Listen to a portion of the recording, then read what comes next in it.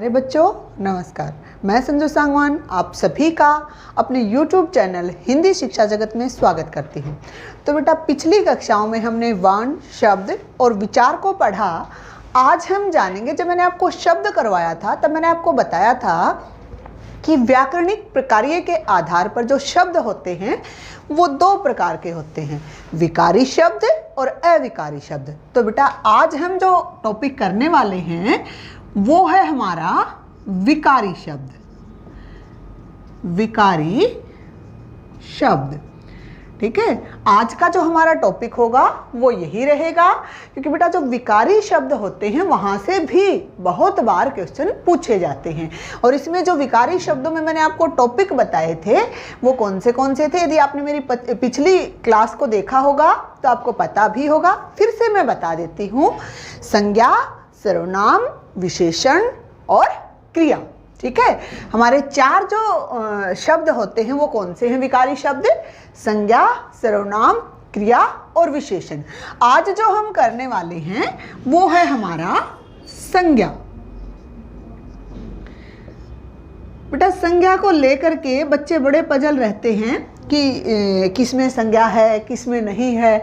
बस उसी को हम जानेंगे और उन जो डाउट आपके दिमाग में या माइंड में रहते हैं उसको हम शॉर्ट आउट करने का पूरा प्रयास करेंगे। तो आज का जो हमारा टॉपिक है बेटा वो है संज्ञा। सबसे पहला ही जो क्वेश्चन बनता है, यहाँ से एक ही क्वेश्चन बनता है जो बिल्कुल यहाँ से शुरुआत की जाती है, क्या कि निम्न में से जो संज्ञा शब्द है वो क्या है, ठीक है। ऑप्शन में आपको मिलेंगे विकारी शब्द, अविकारी शब्द, या फिर क्या आपके शब्द हो सकते हैं या अव्यय हो सकते हैं। तो संज्ञा शब्द क्या है हमारा?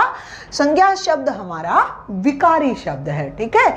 और विकारी शब्द होते क्या है ये मैं पहले भी आपको बता चुकी हूँ, लेकिन फिर बता रही हूँ। जिन शब्दों में लिंग, वचन, कारक और काल के अनुसार परिवर्तन होता है वो क्या कहलाते हैं हमारे? वो हमारे बेटा विकारी शब्द कहलाते हैं। तो आपको ध्यान रखना है इस चीज को कि जो विकारी शब्द हैं उनमें बदलाव हो सकता है, और उसमें सबसे पहला जो हम कर रहे हैं वो क्या है हमारा? संज्ञा है।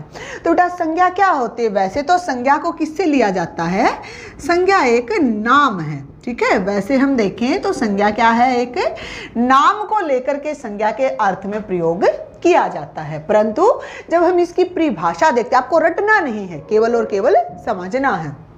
देखो परिभाषा पे जाने से पहले अब मेरे हाथ में क्या है? मैंने मार्कर को ले रखा है, साथ में क्या है? हम व्हाइट बोर्ड को यूज कर रहे हैं, ठीक है ना। फिर कैमरा को यूज कर रहे हैं, ठीक है। तो ये सभी क्या है? ये संज्ञा की जो वस्तुएं हैं वही तो है, यही तो संज्ञा है।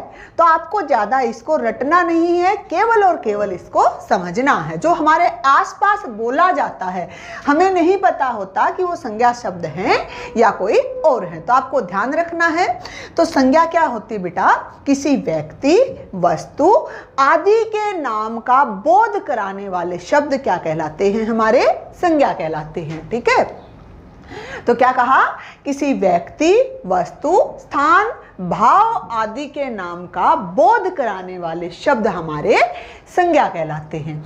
अब चलते हैं कि जो संज्ञा होती है उसमें क्या होता है। देखो इसमें कोई दृश्य वस्तुएं भी हो सकती हैं, अदृश्य वस्तुएं भी हो सकती हैं। अदृश्य में आपके भाव आ जाएंगे, दृश्य में जो आप प्रत्यक्ष देख सकते हो वो वस्तुएं आ जाएंगी। तो दोनों ही दृश्य और अदृश्य, कई बार ये क्वेश्चन आ जाता है कि संज्ञा में समाहित हैं, तो दृश्य और अदृश्य दोनों ही प्रकार की वस्तुएं और भाव इसमें समाहित होते हैं।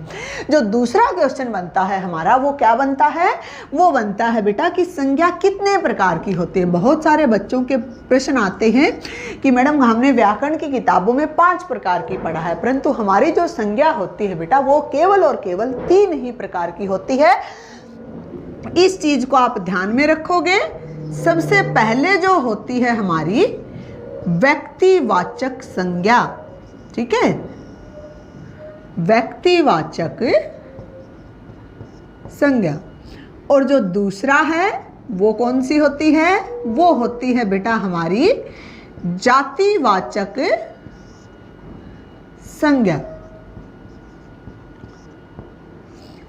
और तीसरा है हमारा भाववाचक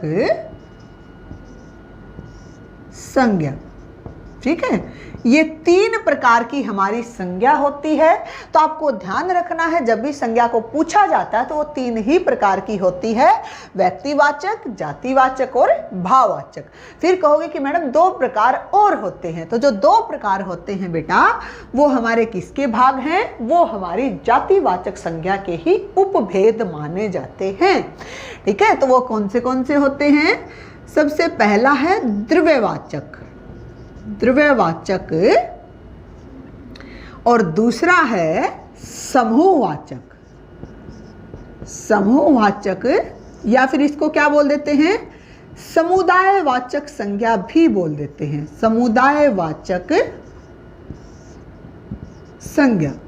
और ऊपर वाले को क्या बोल देते हैं? एक तो नाम हो जाता है द्रव्यवाचक, दूसरा क्या होता है? ये पदार्थवाचक संज्ञा। कौन सी संज्ञा? पदार्थवाचक।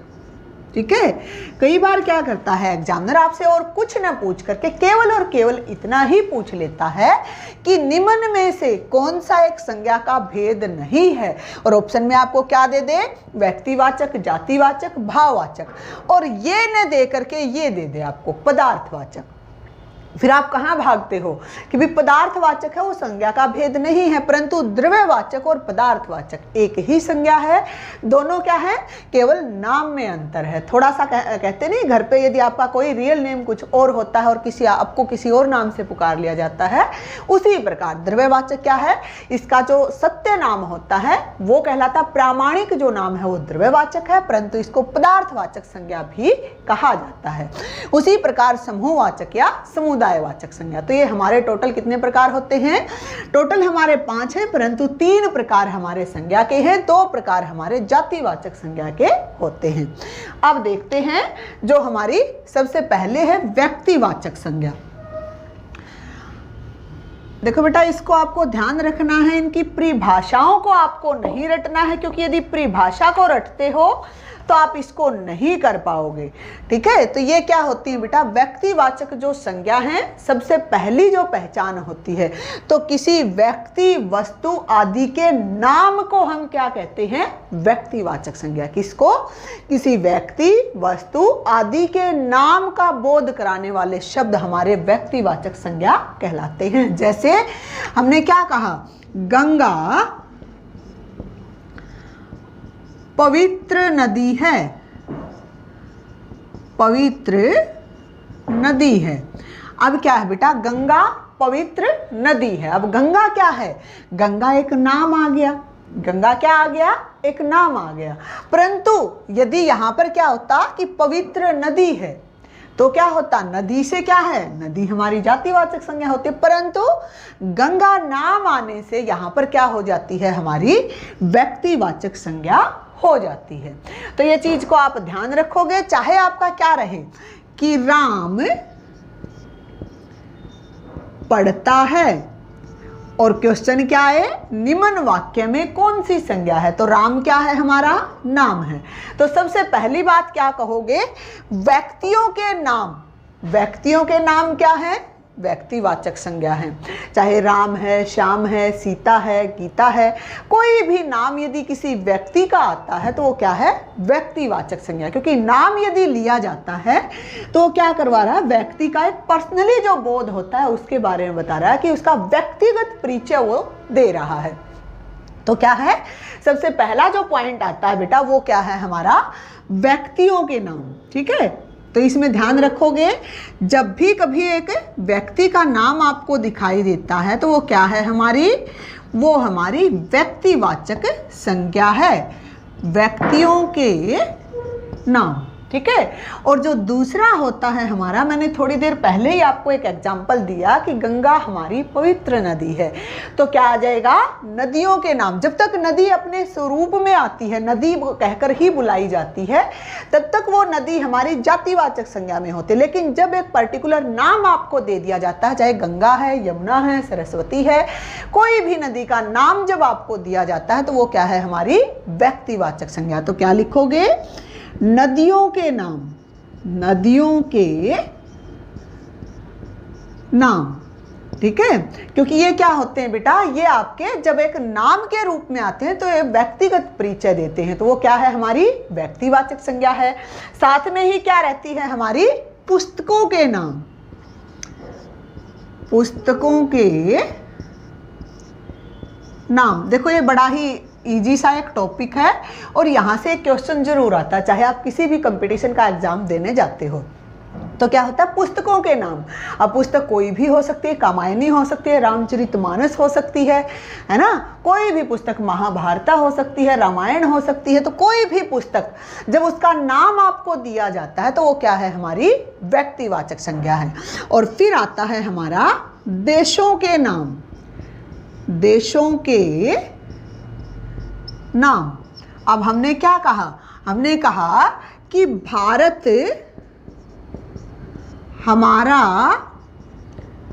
देश है, और निम्न वाक्य में यदि हमसे संज्ञा पूछी जाती है तो कौन सी संज्ञा है, व्यक्तिवाचक संज्ञा। और क्यों है, क्योंकि भारत पर्टिकुलर क्या है, एक नाम दिया गया है जो हमें क्या बताता है कि भारत एक देश है, और वो किसका देश है, वो हमारा देश है। तो इसलिए क्या है, देशों के नाम, चाहे भारत है, अमेरिका है, इटली है, फ्रांस है, कोई भी देश आ जाए, जब भी देशों के नाम आते हैं तो वो क्या होते हैं, हमारे व्यक्तिवाचक संज्ञा में गिने जाते हैं। और जो नेक्स्ट आता है हमारा वो होता है बेटा दिशाओं के नाम, दिशाओं के नाम। अब दिशा तो हमारी चार ही होती हैं, चार ही दिशाएं होती हैं, पूर्व पश्चिम उत्तर दक्षिण। क्योंकि जब पर्टिकुलर नाम आता है, ये होता है क्योंकि जब भी हम क्लास में पढ़ा रहे होते हैं बेटा तो बच्चे बार बार क्वेश्चन करते हैं कि मैम फलां पुस्तक का नाम आ गया तो कौन सी संज्ञा होगी, या फिर फलां व्यक्ति का नाम आ गया, या फलां नदी का नाम आ गया, या उस देश का नाम आ गया, या फिर पूर्व दिशा को दे दिया जाए। तो जब बेटा दिशा को दिया जाता है, चाहे पुस्तक का नाम दिया जाता है, तो वो कहाँ होगा, हमारा व्यक्तिवाचक संज्ञा में गिना जाएगा। और नेक्स्ट जो आता है हमारा, इसी में ऊपर से साफ कर रही हूं, ठीक है, इसी में क्या है हमारा, ये आ जाता है दिशाओं के नाम के बाद। दिशाओं के नाम के बाद जो आता है हमारा, हमने क्या किया, दिनों के नाम। क्योंकि दिन कितने होते हैं, सप्ताह में दिन तो हमारे 7 ही होते हैं, और 7 ही दिन का नाम यदि पर्टिकुलर आता है तो वो क्या है, हमारा दिनों के नाम भी किस में आते हैं, व्यक्तिवाचक संज्ञा में गिने जाते हैं। तो आपको ये ध्यान रखना है। और नेक्स्ट जो आता है, अब दिन आए हैं तो इसके साथ क्या आते हैं, महीने भी होते हैं। तो महीनों के नाम भी किस में गिने जाते हैं बेटा, महीनों के नाम।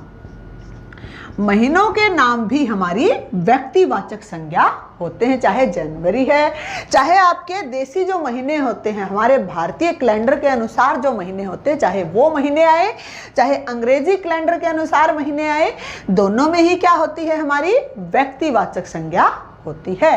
तो आपको ये ध्यान रखना है। और साथ में ही क्या है, किसी भी त्योहार का नाम यदि आ जाता है, त्योहारों के नाम, तो वो क्या होते हैं, हमारे व्यक्तिवाचक संज्ञा होते हैं। ये 8 पॉइंट है बेटा, इससे शायद आपका जो भी डाउट है वो क्लियर हुआ होगा। और आपको ध्यान रखना है कि जब भी आप पेपर में जाते हो तो आपको देखना है कि जब भी कोई क्वेश्चन किया जाता है तो उसमें क्या रहे, आपका व्यक्तिवाचक संज्ञा किस में होगी, या तो पुस्तकों का नाम मिले, या किसी व्यक्ति का नाम मिले, नदी का नाम मिले, पर्टिकुलर पर्वत का नाम मिल जाए, ठीक है ना। ये भी ध्यान रखना। इसमें एक और पॉइंट ऐड करोगे, पर्वतों के नाम, पर्वतों के नाम, तो वो क्या होंगे, हमारे पर्वतों के नाम भी हमारे किस में आएंगे, व्यक्तिवाचक संज्ञा में आते हैं। तो बेटा ये हमने व्यक्तिवाचक संज्ञा की पहचान को जाना, ठीक है। आगे हम करेंगे अगली कक्षा में। आज के लिए हमारा इतना ही रहेगा। आप इसको एक बार पढ़ेंगे और अच्छे से याद करेंगे। और बेटा मैंने अभी तक आपको कभी भी नहीं कहा है कि मेरे चैनल को लाइक कीजिए, सब्सक्राइब कीजिए, शेयर कीजिए, ठीक है। लेकिन आज मैं बोल रही हूँ क्योंकि जितनी भी मैं वीडियो या कक्षा डाल रही हूँ वो उन लोगों तक नहीं पहुँच पा रही हैं जो मेरे सब्सक्राइबर हैं, ठीक है। तो एक बेल आइकन होता है, उसको जरूर दबाइए और मेरे चैनल को लाइक कीजिए, सब्सक्राइब कीजिए और शेयर कीजिए। अगली कक्षा में फिर मिलेंगे। धन्यवाद।